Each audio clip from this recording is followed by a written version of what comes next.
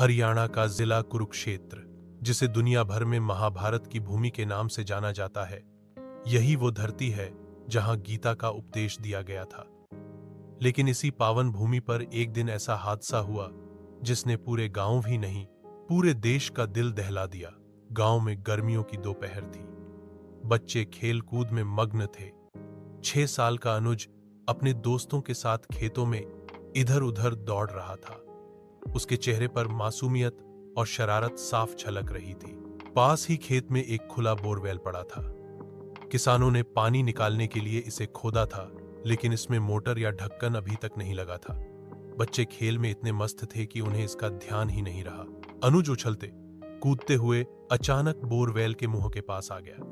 पैर फिसला और वह सीधे उस गहरे अंधेरे गड्ढे में जा गिरा। नीचे से आई उसकी चीख, मां बचाओ! पूरे गांव में गूंज उठी। बच्चों ने शोर मचाया। अनुज की मां खेत में काम कर रही थी।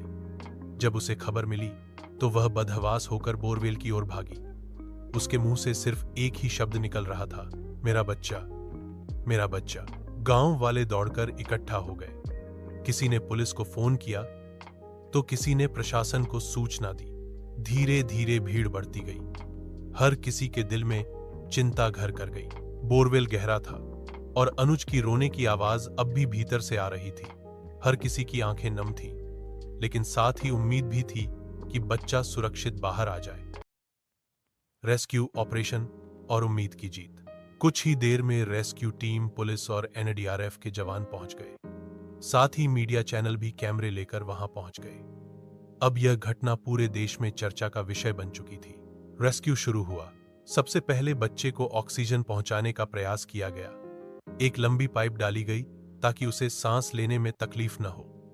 मशीनों की गड़गड़ाहट के बीच अनुज की धीमी धीमी रोने की आवाज अब भी सुनाई दे रही थी।